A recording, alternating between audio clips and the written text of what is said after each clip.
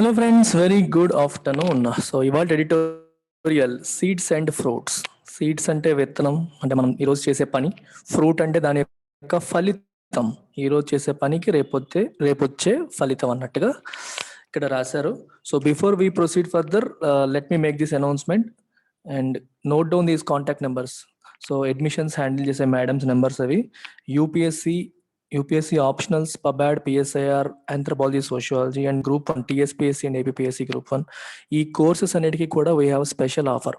5,000 rupees off అనే offer నడుస్తుంది, which is valid till 20th June.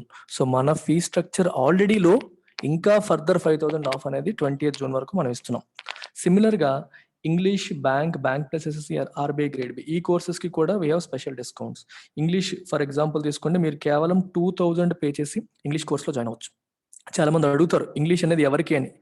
Bank aspirants, especially majority of my students or bank aspirants, followed by SSC CGL aspirants, followed by UPSC aspirants. UPSC aspirants ఎందుకు వస్తారు అంటే వాళ్ళ reading comprehension improve చేసుకోవడానికి, news paper reading skills build చేసుకోవడానికి UPSC aspirants కూడా join అవుతారు. Bank and SSC CGL aspirant కి మీకు డైరెక్ట్ కోరిలేషన్ ఉంటుంది. మీ ఎగ్జామ్ పాయింట్ ఆఫ్ వ్యూలో అవసరమైన అన్ని టాపిక్స్ నేను కవర్ చేస్తాను. ప్రతిరోజు రాత్రి 7 గంటలకి క్లాస్ ఉంటుంది and we're offering this at just 2,000 rupees. మామూలుగా అయితే 3,000 రూపీస్ తగ్గింది 14th జూన్ లోపు మాత్రమే. అలాగే కంప్లీట్ బ్యాంక్ కోర్స్, దీంట్లో మీకు English, quant, reasoning, banking awareness, static GK, తర్వాత computer aptitude, you will get everything here at 5,000 rupees. ఇది కూడా discounted fee. Bank plus SSC వచ్చేసరికి 7,000కి, అంటే ఇప్పుడు చెప్పిన బ్యాంక్ వన్నీతో పాటు మళ్ళీ ఎస్ఎస్సి సీజల్ కూడా యాడ్ అవుతుంది. And then RBI grade B, and we are giving this at 12,000 rupees. RBI grade బికి అవసరమైనవి కూడా వస్తాయి వీటితో పాటు, ఇవి కూడా ఫ్రీ వస్తాయి. వీటితో పాటు గ్రేడ్ బికి అవసరమైన phase 2 కూడా మీకు economy, financial management, HR management అవి కూడా నేను కవర్ చేస్తాను. Entire phase 2 of RBI grade B is covered by me. So మంచి opportunities, call these numbers and join. A mechanism for CMs to cooperate on issues of center-state relations is welcome. What is the meaning of welcome here? ఆహ్వానించదగినది. A mechanism for CMs to cooperate on issues of center-state relations. Center-state relations కి సంబంధించిన issues లో cooperate చేసుకోవడానికి, ఒకరితో ఒకరు cooperate చేసుకోవడానికి ఒక mechanism ఉంటే బాగుంటుంది. అది వెల్కమ్, అది ఆహ్వానించదగ్గది. ఎందుకంటున్నారు చూద్దాం. West Bengal chief minister Mamata Banerjee's call for cooperation. మనం ఒకరితో ఒకరు సహకరించుకోవాలి అని చెప్పి వెస్ట్ బెంగాల్ చీఫ్ మినిస్టర్ మమతా బెనర్జీ పిలుపునిచ్చారు. ఎవరిని? Among non NDA counterparts in other states to support farmers agitating against 3 controversial laws made in June 2020 seems part of a larger political project. 2020 జూన్లో government of India enact చేసిన 3 కాంట్రవర్షియల్ ఫార్మ్ లాస్ కి వ్యతిరేకంగా farmers agitate చేస్తున్నారు. Especially Punjab, హర్యానాలో ఉన్న farmers agitate చేస్తున్నారు. వాళ్ళకి సపోర్ట్గా నాన్ ఎన్డీఏలో భాగంగా లేని చీఫ్ మినిస్టర్స్ అందరూ ఒక ఫోరంలోకి రావాలి, మనం ఒకరితో ఒకరు కోఆపరేట్ చేసుకోవాలి అని మమతా బెనర్జీ పిలుపునివ్వడం అనేది seems part of a larger political project. ఈ ఒక్క అంశానికి సంబంధించినలా కనిపించట్లేదు. It seems she is having some bigger ambitions. తను క్లియర్ గా చెప్పేశారు, నరేంద్ర మోదీని పవర్ లోంచి దించడమే నా నెక్స్ట్ స్టెప్ అని చెప్పారు. సో దాంట్లో భాగంగా అపోజిషన్ అందరినీ యునైట్ చేసే కార్యక్రమం లాగా కనిపిస్తుంది. It is meant to go beyond aiding farmers కి సహాయం చేయడం వరకే కాదు, దానికి మించి వెళ్లే ఉద్దేశంతో ఇది ఉన్నట్టుగా కనిపిస్తుంది. Farmers who fear that these laws could make them vulnerable to market fluctuations. Farmers ఏమనుకుంటున్నారంటే ఈ చట్టాల వల్ల వాళ్ళకి మార్కెట్ ఫ్లక్చువేషన్స్ వచ్చిన ప్రతిసారి కూడా మేము వల్నరబుల్ అయిపోతాం, మేము రిస్క్ లో పడిపోతాం. కార్పొరేట్ వాళ్ళు ఎంటర్ అయిపోతారు, వాళ్ళకి ప్రాఫిట్స్ ఉంటే ఒకలా ఉంటారు, ప్రాఫిట్స్ లేకపోతే ఇంకోలా ఉంటారు. సో మేము ఇబ్బంది పడే అవకాశాలు ఉంటాయి, ఎంఎస్పి తీసేస్తారేమో అని రకరకాల భయాలతో ఫార్మర్స్ ఉన్నారు. సో ఫార్మర్స్ అందుకే యాజిటేషన్ చేసి ఈ చట్టాలని కొట్టేయాలి, రద్దు చేయాలని చెప్పి అడుగుతున్నారు. దానికి రాజకీయ పార్టీలుగా మన నాన్ ఎన్డీఏలో భాగంగా రాజకీయ పార్టీలన్నీ కూడా కలిసి ఒక ఫోరం మీదకి రావాలని చెప్పి మమతా బెనర్జీ అంటున్నారు. But the focus on formulas which the government says would make farming more competitive and remunerative is an important start. Government ఏముంటుంది, ఫార్మింగ్ కి ఈ ఫార్ములాస్ అనేవి మంచి చేస్తాయి, ఇంకా కాంపిటేటివ్ చేస్తాయి అండ్ రెమ్యూనరేటివ్ చేస్తాయి.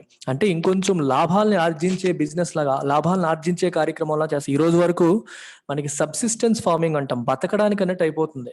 కానీ రెమ్యూనరేటివ్ ఫార్మింగ్ అంటే కొంత దాని నుంచి లాభాలు వచ్చేలాగా మార్చడానికి ఈ కొత్త సిస్టమ్ హెల్ప్ అవుతుందని గవర్నమెంట్ ఆఫ్ ఇండియా ఉంటుంది. కానీ రైతులు వాటిని వినట్లేదు, వాళ్ళ టెన్షన్ వాళ్ళు, వాళ్ళ బాధల్లో వాళ్ళు ఉన్నారు. అయితే ఇక్కడ ఆబ్జెక్టివ్, మమతా బెనర్జీ యొక్క ఆబ్జెక్టివ్ అనేది రైతులకు సపోర్ట్ చేయడంతో ఆగిపోయేలా లేదు. నరేంద్ర మోదీ గారిని ఢీ కొట్టాలి, దాంట్లో ఇది ఒక బిగినింగ్ లాగా ఆవిడ తీసుకుంటోంది. So let's take it as a beginning. అందుకే it looks like an important start. వ్యతిరేకంగా ఆపోజిషన్ ని కూడగట్టడం అనేది ఒక ఇంపార్టెంట్ స్టార్ట్ లాగా కనిపిస్తుంది. While the government reiterated this week that MSP for various crops would continue, the fact remains that regardless of the merits of these laws, they were made without adequate consultation with parties, states and stakeholders. Government ఏముంటుంది, reiterated అంటే చెప్తోంది, మళ్ళీ చెప్తోంది. ఏమని చెప్తోంది, that MSP for various crops would continue. MSP అంటే అర్థం ఏంటి, what is MSP, full form రాయండి కామెంట్ సెక్షన్ లో. MSP for various crops would continue. Various crops కి ఎంఎస్పి అనేది కంటిన్యూ అవుతుంది. కనీస మద్దతు ధర తెలుగులో, ఇంగ్లీష్ లో మీరు రాయండి, రైట్, అది కంటిన్యూ అవుతుంది. The fact remains that regardless of the merits of these laws they were made without adequate consultations with party, states and stake holders.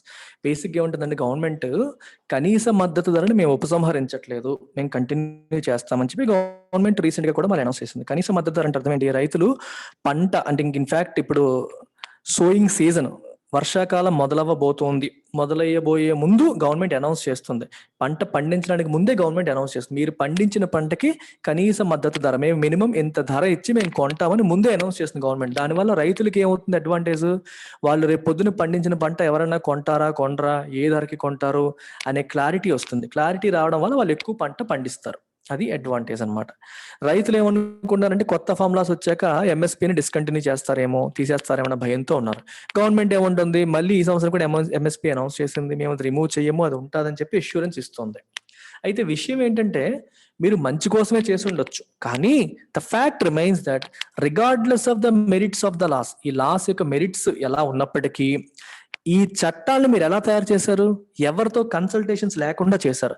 They were made without adequate consultations with parties. ఎవరెవరైతే ఇందులో అంటే ఈ చట్టం వల్ల ఎవరెవరైతే ప్రభావితం అవ్వబోతున్నారో వాళ్ళని involve చేయలేదు. స్టేక్ హోల్డర్స్ అంటే ఎవరు ఇక్కడ, సివిల్ సొసైటీస్ ని కానీ మీరు రైతుల్ని కానీ ఇన్వాల్వ్ చేయలేదు, రాష్ట్రాలతో మాట్లాడలేదు. అగ్రికల్చర్ అనేది స్టేట్ సబ్జెక్ట్, రాష్ట్రాలతో కూడా మాట్లాడలేదు, ఎవరితో మాట్లాడకుండా మీ అంతా మీరు చేసేశారు అనేది మనం తప్పు పట్టలేని నిజం. After a meeting with former leaders from Uttar Pradesh, Ms. Banerjee said she accepted their request to speak to other chief ministers who are not in NDA. First Uttar Pradesh farmer leaders తో మాట్లాడిన తర్వాత మమతా బెనర్జీ ఏం చెప్పింది, వాళ్ళు చేసిన రిక్వెస్ట్, ఏం request చేశారు, మిగిలిన చీఫ్ మినిస్టర్స్ తో మాట్లాడండి మీరు అని చెప్పి రిక్వెస్ట్ చేశారు. తను వాళ్ళ రిక్వెస్ట్ ని యాక్సెప్ట్ చేసింది అని చెప్పింది. While reiterating her demand to repeal the farmer law, ఈ 3 laws ని రిపీల్ చేయనట్టు రద్దు చేయమని తన డిమాండ్ ని మళ్ళీ రీఐటరేట్ చేస్తూ she has proposed a virtual conference of CMs అందరూ కలిసి ఒక వర్చువల్ జూమ్ లోనో వీటిలోనో ఒక వర్చువల్ కాన్ఫరెన్స్ మనం కూర్చొని మాట్లాడుకోవాలి. ఎవరితో, విత్ ద ఫార్మర్స్, అంటే సీఎంస్ అందరూ కలిపి ఫార్మర్స్ తో ఒకసారి మనం ఇంటరాక్ట్ అవ్వాలి. And joint letter to the centre on the issue. Farmers తో ఈ నాన్ ఎన్డీఏ సీఎంస్ అందరూ ఇంటరాక్ట్ అయ్యి వాళ్ళందరి తరపున సీఎంసే ఒక జాయింట్ లెటర్ రాసి పిఎం కి పంపాలి అని చెప్పి తను ప్రపోజల్ పెట్టింది. ఇప్పుడు కొత్త ప్రపోజల్ పెట్టడం జరిగింది. Many CMs are likely to agree with her. చాలా మంది తనతో అగ్రీ అవ్వవచ్చు. Despite political rivalries among them, వాళ్ళ మధ్యలో రాజకీయ వైరుధ్యాలు, విభేదాలు, శత్రుత్వాలు ఉన్నప్పటికీ కూడా ఈ అంశంలో అందరూ ఏకమయ్యే అవకాశం కనిపిస్తోంది. చాణక్య చెప్తారు, పర్మనెంట్ ఫ్రెండ్స్, పర్మనెంట్ ఎనిమీస్ ఉండరు, only thing that is permanent is political interest. రాజకీయ ప్రయోజనాలు మాత్రమే పర్మనెంట్. రాజకీయంలో పర్మనెంట్ ఎనిమీస్, శాశ్వత శత్రువులు, శాశ్వత మిత్రులు ఉండరు. ఈ రోజు ఇద్దరు శత్రువులు అవ్వచ్చు, కానీ వాళ్ళ భావాలు, వాళ్ళ రాజకీయ ప్రయోజనాలు ఒకటైనప్పుడు కలుస్తారు. That's what it is pragmatism, practical approach to politics. ఎప్పుడెప్పుడో చాణక్య చెప్పారు ఈ మాట. There are no permanent friends and permanent enemies in politics, only political interests ఉంటాయి అంతే. Despite political rivalries among them, at least 2 other CMs who were elected along with her in recent assembly elections share her position on formulas. ఎవరు? Kerala's Pinarayi Vijayan and Tamil Nadu's MK Stalin. వీళ్ళిద్దరు కూడా ఆవిడతో పాటే recent గా assembly elections లో గెలిచారు. ఆవిడ పొజిషన్ వీళ్ళు కూడా షేర్ చేస్తున్నారు. అంటే తను ఏవైతే ఒపీనియన్ తో ఉందో దాన్ని రద్దు చేయాలని వీళ్ళు కూడా అదే ఒపీనియన్ తో ఉన్నారు.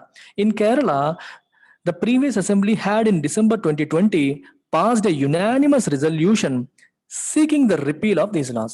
కేరళలో 2020 డిసెంబర్లో ఒక రెజల్యూషన్ కూడా, ఒక తీర్మానాన్ని కూడా పాస్ చేశారు. ఏమని? ఈ చట్టాన్ని రద్దు చేయాలి అని చెప్పి. సో కేరళ సీఎంఏ కాదు, మొత్తం కేరళ ప్రభుత్వం యొక్క ఒపీనియన్ అది అని చెప్పి చెప్పడానికి ట్రై చేశారు.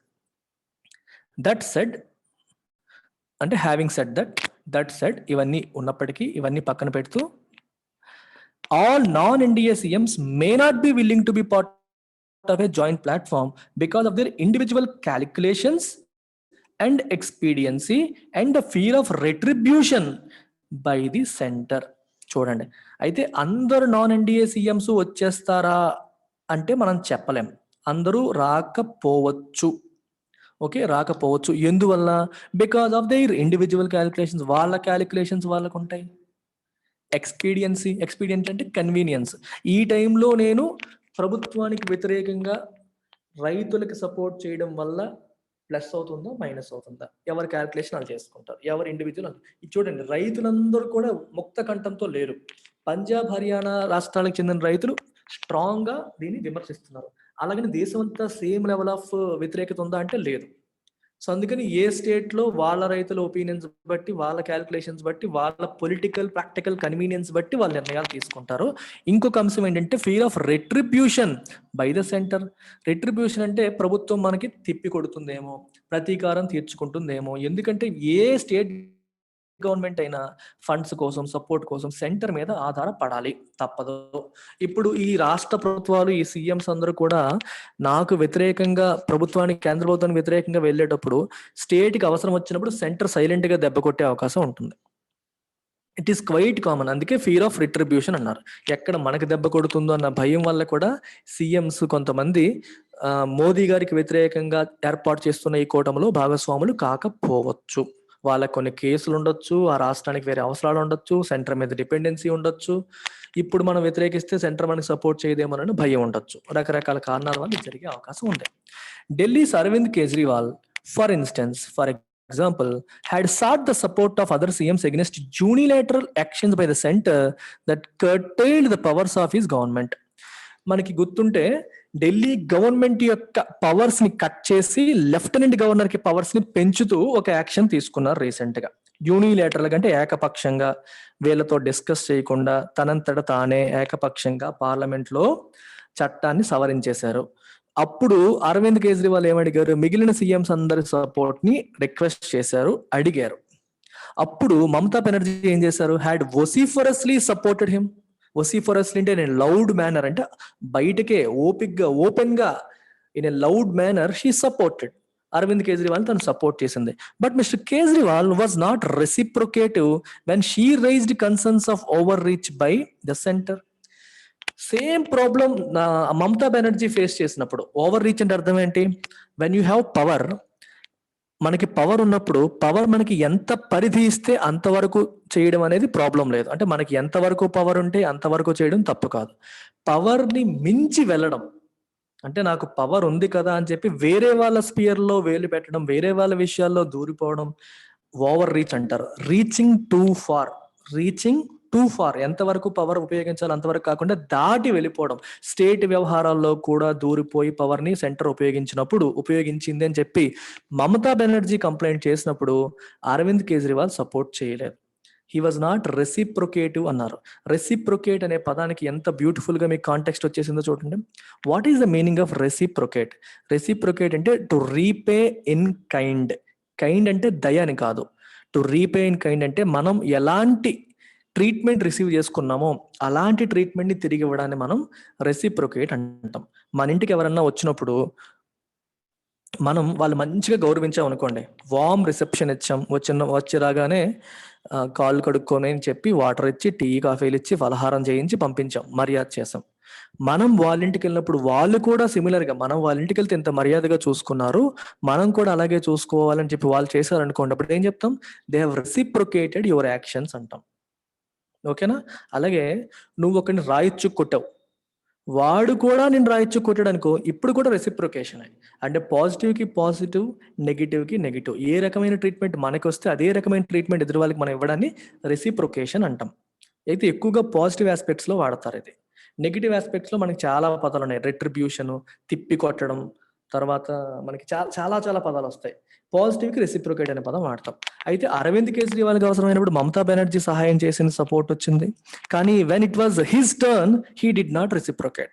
తను సపోర్ట్ చేయాల్సిన సందర్భం వచ్చినప్పుడు తను చెయ్యలేదు. The recent joint efforts by some CMs to persuade the center to withdraw its previous vaccination policy did not get wholehearted support from others.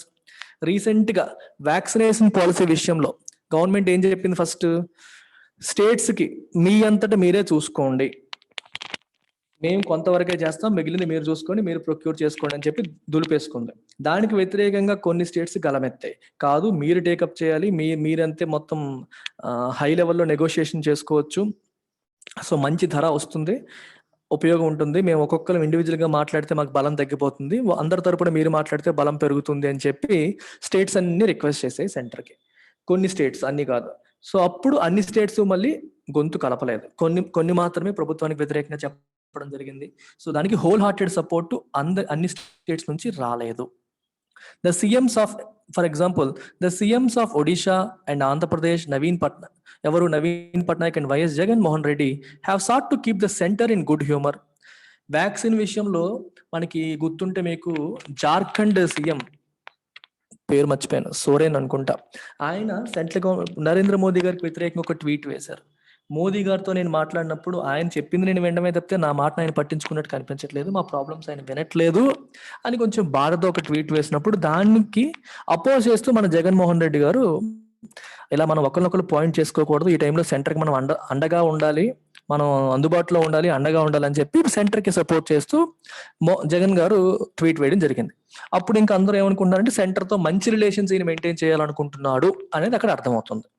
అలాగే నవీన్ పట్నాయక్ ఒరిస్సా చీఫ్ మినిస్టర్ కూడా మోదీకి వ్యతిరేకంగా మాట్లాడకుండా న్యూట్రల్ గా ఉంటున్నారు. సో వీళ్ళు they are trying to keep the centre in good humour, అంటే centre దృష్టిలో చెడు, they don't want to be in the good books of the centre.